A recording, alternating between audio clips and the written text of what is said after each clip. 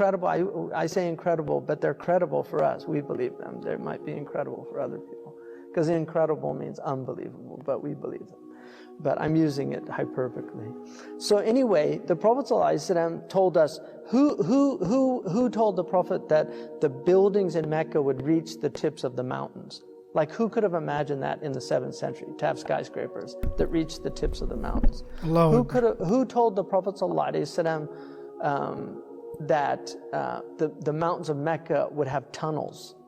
إِذَا بُعِجَتْ كَضَائِمُ مَكَّةَ. I mean, it's in a hadith.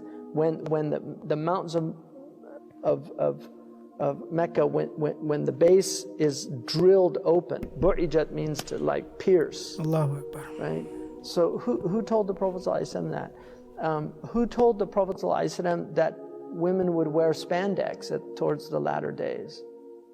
Because they didn't understand that hadith, kasiyatun ariyat, dressed and undressed at the same time. We understand that, unfortunately, right? I mean, we understand that. But who would have understood that in the 7th century Arabia? Read the tafsir, they didn't understand it. They're like, how could you be dressed and naked at the same time? So they said things like, kasiyat fil dunya, ariyat fil akhirah. Everybody's ariyat fil akhirah on the Day of Judgment. We now know what that means. The Prophet ﷺ said that people would walk in marketplaces, badiyatul afkhad, with their thighs bare. Civilized people never do that. Primitive people don't create marketplaces. Primitive people barter.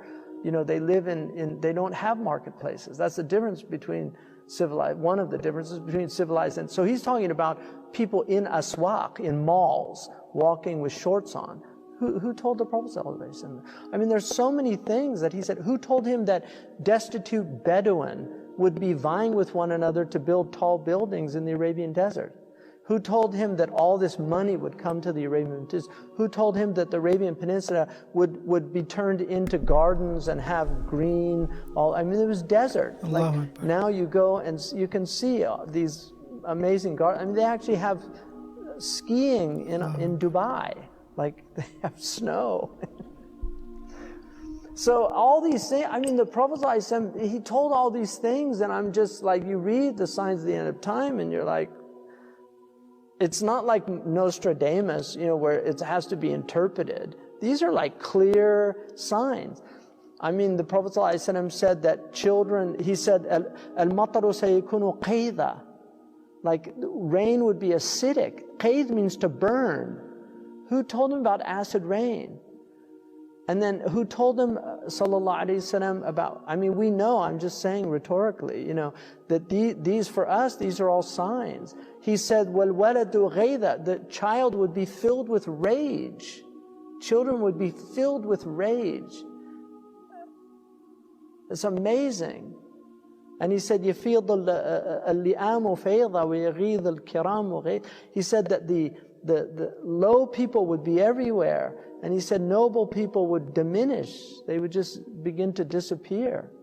He said, how will you be when you're amongst the leftovers of humanity? Like the party's over. It's all the crumbs and the scraps. I mean, just look how people dress. Look how people have always dressed nobly throughout human history. Nobody ever dressed like modern people. Nobody in history. Romans had togas. You know, the Persians had their robes. You know, all these people, I mean, even native peoples had their feathers and because they knew, they had some sense of what human beings are. Now people walking around, they walk around they pay hundreds of dollars for rags.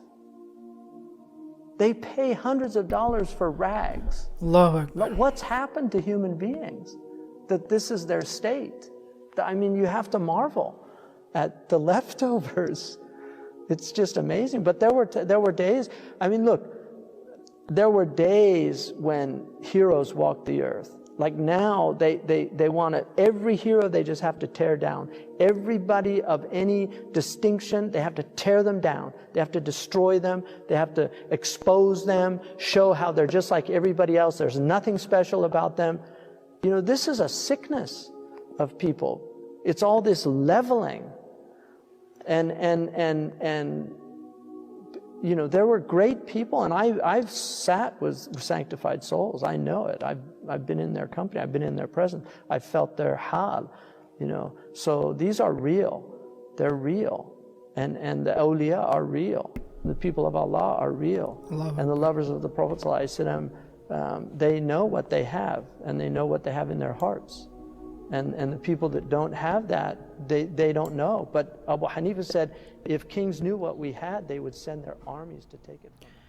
Jazakallah khair, brothers and sisters, for tuning in, for listening in. I hope that this reminder will benefit all of us, inshallah, and bring us close to Allah Azza wa Jal, make us aware of the fitan of the end of time, and prepare for that, inshallah. I really appreciate that you tuned in to this channel to listen to this reminder. If you want to listen to my commentary about the end of time, I have my own channel, Syed Mahmud.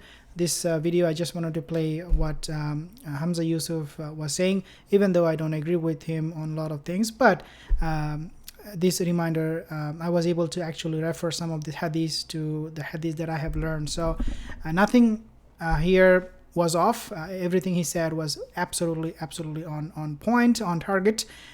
So this is why really we need to be very careful about the end of time, the coming of Dajjal and things like that. Again, if you're new here, consider subscribing, like this video if you did, share this video, dear brothers and sisters, and I'll see you soon again. Assalamu alaikum wa rahmatullahi wa barakatuh.